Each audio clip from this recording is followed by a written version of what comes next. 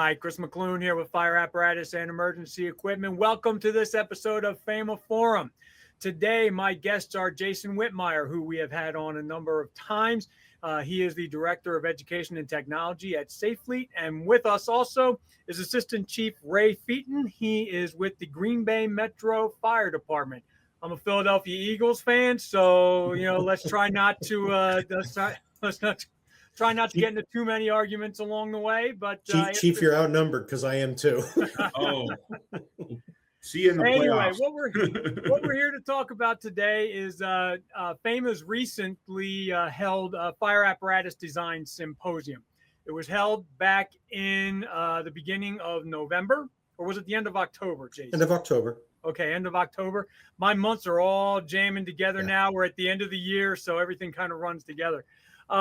I was there, but so was Chief Fuiten, and we're going to talk to him about some of his takeaways from there. But Jason, I wanted to start with you. Could you just give us a quick recap? How did it go? We couldn't be more excited about it. It was an inaugural event. When you host an inaugural event, you worry about all kinds of things that could go wrong. The first thing you worry about is attendance, and we had great attendance, more than we would expect for year one. It was a really interactive crowd. The everyone that was attending really seemed to take part in it, attend all of the different presentations, asked a lot of questions. The survey results, we did surveys at the end of every presentation, and Chris, you've been doing this a long time. I've been doing it a long time as well. You're always going to get some negatives. Like if it's a scale of 1 to 5 and 5's the best, there's always going to be ones in there no matter what. Mm-hmm. We did the tally. There were over 3,000 responses. Now we asked like 5 questions after every single presentation. So that's a lot of different questions to ask. And with that number of attendees, there's a lot of feedback coming. With over 3,000 responses, I think there were 1 or 2 ones the whole way through. Overwhelming majority were 4s and 5s. So we were really happy with how it turned out. Before I continue, I forgot to mention that Jason is currently the vice president of FAMA, through the end of 2025, and he'll be taking over as president next year. So we're talking to the incoming president of FAMA. I forgot to mention that before. I'm so used to introducing you with Safe Fleet. You mentioned that, for the most part, it sounds like things worked. Mostly 4s and 5s, but from FAMA's perspective, was there anything that really worked and some things that didn't work this time around that you'll change around next time? Yeah, there's going to be a few small shifts we saw. So one was our sponsors that attended, they were set up in the room next to where the presentations took place and moving people back and forth. So, you break for lunch and you naturally want to go back into the classroom. So you have a seat and you sit and eat. And then trying to get people back over to see our sponsors was difficult at times. So next year, it's all going to be in one big room. So the sponsors will kind of be around the outside of the room. The students are inside. They can interact with them sponsors the entire time. One of the things I can't say enough about, we think we really hit a home run with the facility. Mm-hmm. And there's so many little things you look at in a facility. Is it clean? Is it affordable? Is it laid out well? One of the things, again, we've all gone to conferences. A lot of times the food is just, We thought our food was terrific. The meals, everybody commented on the meals. So we really think we hit a home run with the facility. So we're locked in again next year at the same facility. We'd love to establish something where we're not bouncing around the country every year. I know that sometimes it gives more access to more attendees. But at the same time, if you can pick a location like we have in Orlando, there's one thing to be said. You're right next to Disney. I know that sometimes can bring other issues into play, but it's an affordable flight for everyone around the country. We want to keep the price locked in, so we were happy with where our price was, make it affordable for these chiefs to be able to attend. As far as things that didn't work, so one was the bouncing around of the rooms. The other was most of our presentations were around 30 to 45 minutes. 1 or 2 of them were set up for about an hour and 15. We're in a new society, attention deficit syndrome, whatever you want to call it. we're really looking next year to base everything on here's 30 minutes. In 30 minutes time, these different presenters are going to hammer out a topic, and then we're going to leave a solid 15 minutes at the end for an interactive Q&A. We were nervous how much time to leave this year because sometimes you can't get that crowd to interact. They were extremely interactive, so we have no concerns next year about leaving a good chunk of time for Q&A, and then some time to move around and get up after a presentation, not sit through 3-4 presentations in a row. At least have 15 minutes to stretch your feet, answer an email, answer a phone call, things like that. All right, Chief Fuiten, I'd like to change over to you for a little bit, just to get us started. Why don't you introduce yourself? Just give your background, how long you've been in the fire service, that kind of stuff. Yeah, thanks for having me. For one, I've been looking forward to this. My name is Ray Fuiten, Assistant Chief with Green Bay Metro Fire Department. I have 20 years in the fire service with Green Bay and about 3 years with a paid-on-call department down by Milwaukee, Germantown Fire Department. My roles and responsibilities as Assistant Chief range from Assistant Chief of Operations. Daily operations, I oversee 6 battalion chiefs, our fire department shop, our fleet, and our facilities. So throughout the day, it's pick one, run with it. And it depends on what projects we have going, whether it's a fleet project, facilities project, or something operationally is usually where I'm living every day. I've really enjoyed working and being part of our fleet and purchasing of our apparatus. I think it's probably my favorite thing to do. And I'm pretty passionate about it because when I came into it, I was brand new, green. The transition into my position was pretty quick, and I kind of had to learn everything as I went. So, yeah, that's a little bit about me. So this was, given what you just said your responsibilities are, this was a good fit. The content for the event was a good fit. You've obviously got a lot of different things, a lot of different places that you could go. First year event, what made you decide to attend? What made me decide to attend was I saw it come up, and I'm like, man, I could have used this like 4 years ago when our battalion chief at the time that was in charge of our fleet took a fire chief's position up in Hudson, Wisconsin. And we had a massive project that we were just starting, and it was purchasing 2 new aerial trucks for the city of Green Bay. And that hadn't been done for about 12 years. That was the last time we replaced them. And not having a whole lot of knowledge just on the process was something that I was trying to research, trying to figure out between the purchasing, rules with government, working with finance, working with the finance committee meeting, putting a proposal together, all in like we need a now environment because we identified some issues with our current aerials that we realized that these aren't going to make it much longer.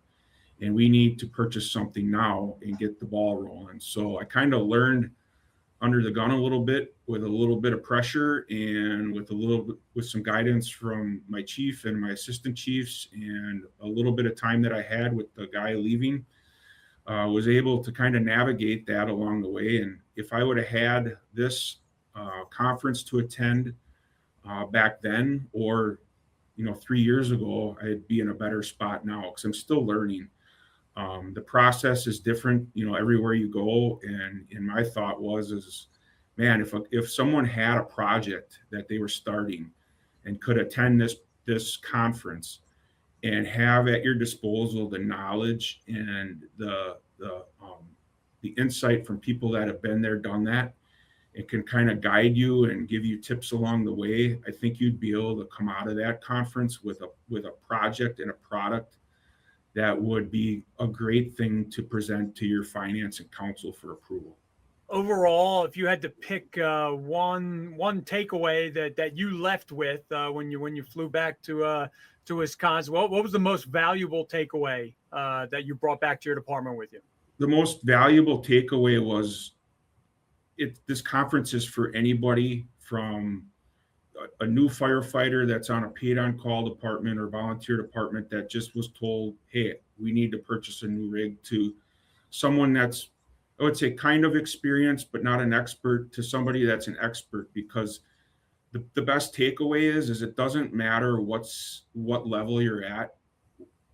You're going to go there and you're going to learn, you're going to network, you're going to be able to get those answers to the questions from the subject matter experts that were there. So please, if you have a project, if you think you don't know what you don't know until you get to a conference and you start networking and taking some of these classes, I think it was great that they started the conference at the entry level, at the basics, because every year you can build upon that and do a little bit more, or go in a little bit more depth into each little subject matter, and grow the conference and make it a great place to continue to go every year with a project, with questions, with networking.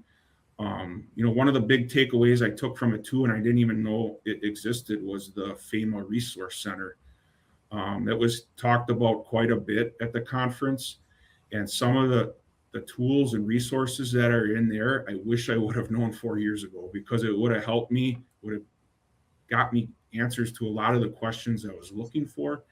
Everything from like the weight and cube calculator we talked about. Not only can you calculate your weights that are in each compartment, but essentially you're building an inventory of your apparatus. The buyer's guide for the apparatus, standard changes that come up year to year, legal guide and supporting is another one that I remember looking at, in like just overall replacement of old vehicles as it relates to some of the legalities that are going on. So again, the networking was so valuable. And I think the one thing I wish we could have done was, the minute I checked in, I wish there was a place we could have started networking. And I don't know if that would look like a social or just a gathering, like where you'd go to class the first day of the conference and you'd know a familiar face already. And I knew quite a bit of familiar faces there.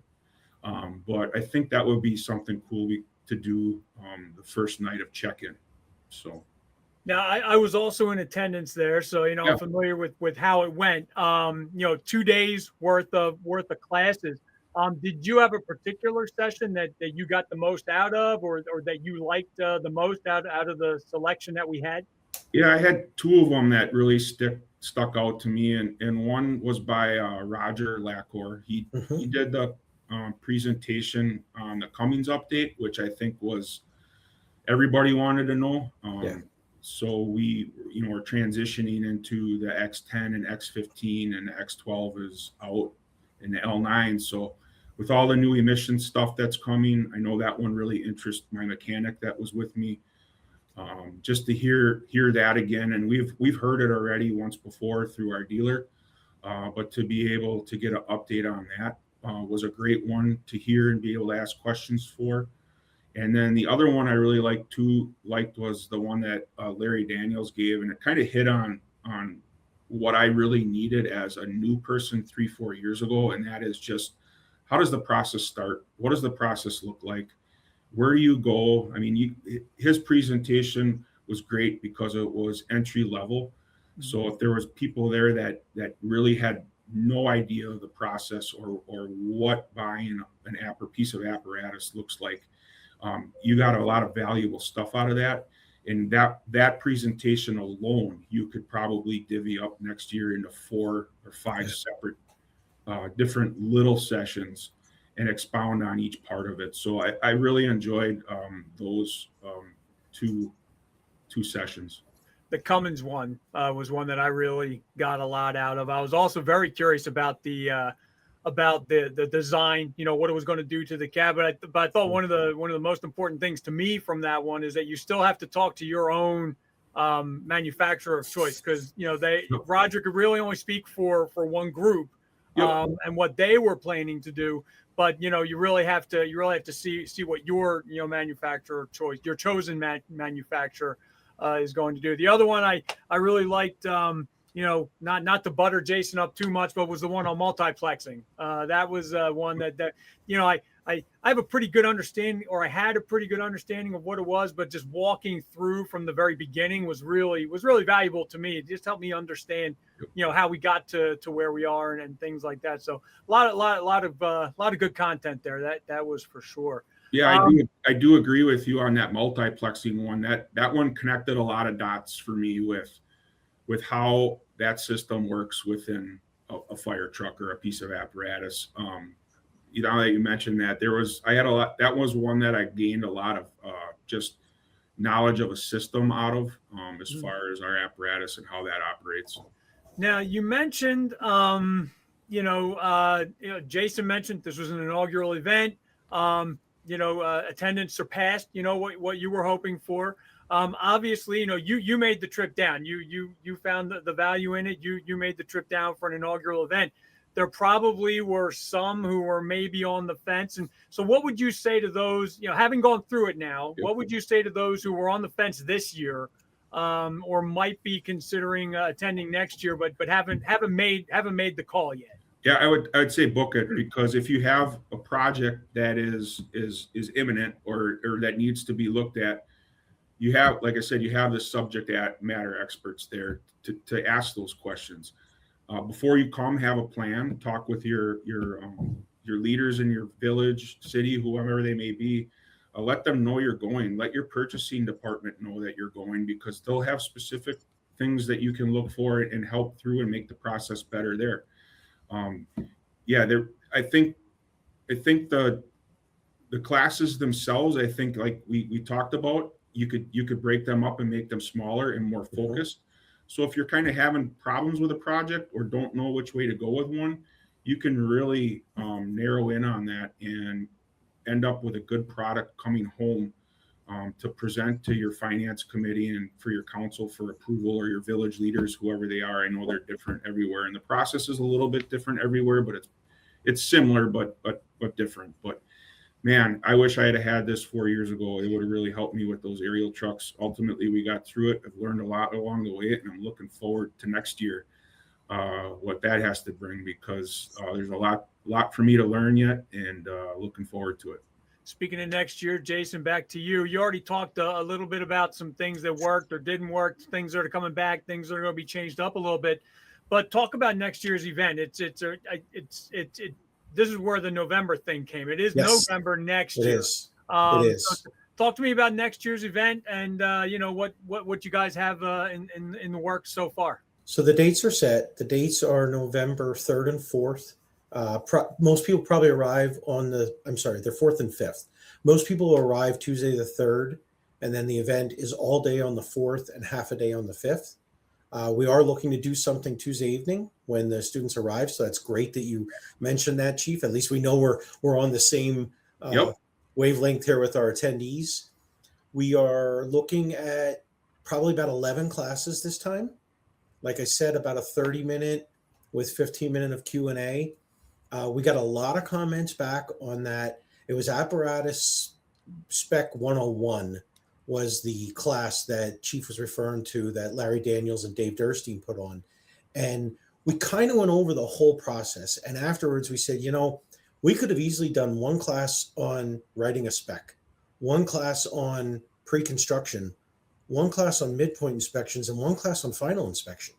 Because you could easily talk for a half hour on things maybe you don't think to look for at final, stuff like that.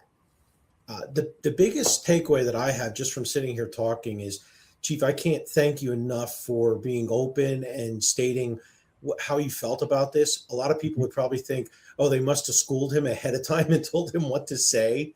No. I mean, you are hitting the points of exactly what we wanted to get at. Yeah, it's so difficult when you're writing a spec or when you're starting to look for a new rig. You don't necessarily, of course, you got the salesman in your backyard, but I know how most people feel. I work for a company that reps a few brands, so FRC is one of my brands. If you call me up and you ask me about lighting, you expect to get a sales pitch on FRC. I mean, that's part of my job, so it's hard not to do that.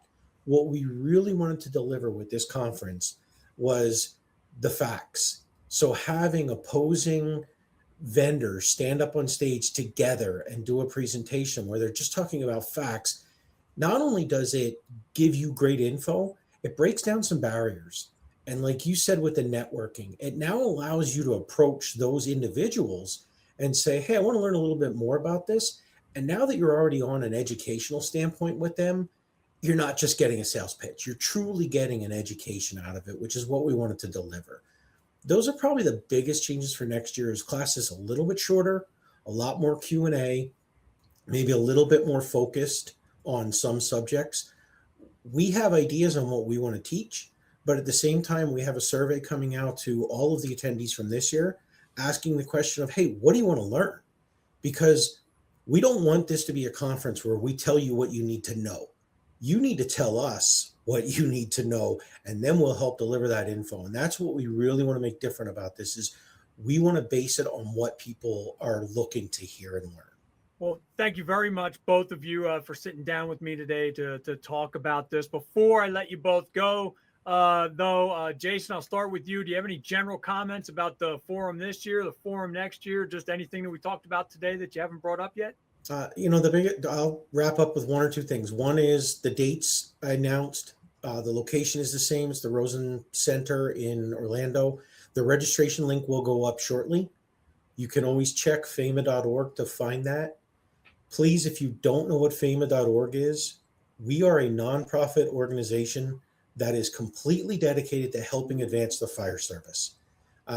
Chief talked about a few things that are on there, like our cube calculator, our white papers on buyer's guides. They are just done to help everyone. They're not done to sales pitch or benefit anyone other than the end user. So please take advantage of them, look at them, and hopefully you'll get something out of them. And if you look and you say, man, I love what's here, but I really wish there was this, this, and this, reach out to us. We're always looking to expand. We're always looking to produce more info, and we'd love to produce stuff that you need.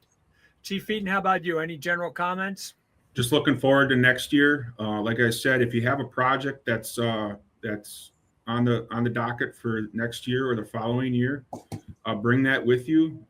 Prepare for it. You got the subject matter experts at your fingertips. And in the meantime, look at that resource center. Like Jason said, like there's a ton of good information in there, and that'll be at your disposal to even help you prepare to come to the conference with questions and in the field with this, like they said, the subject matter experts there. So looking forward to it, and thanks for having me. I really enjoyed it. Absolutely. Thank you for coming on.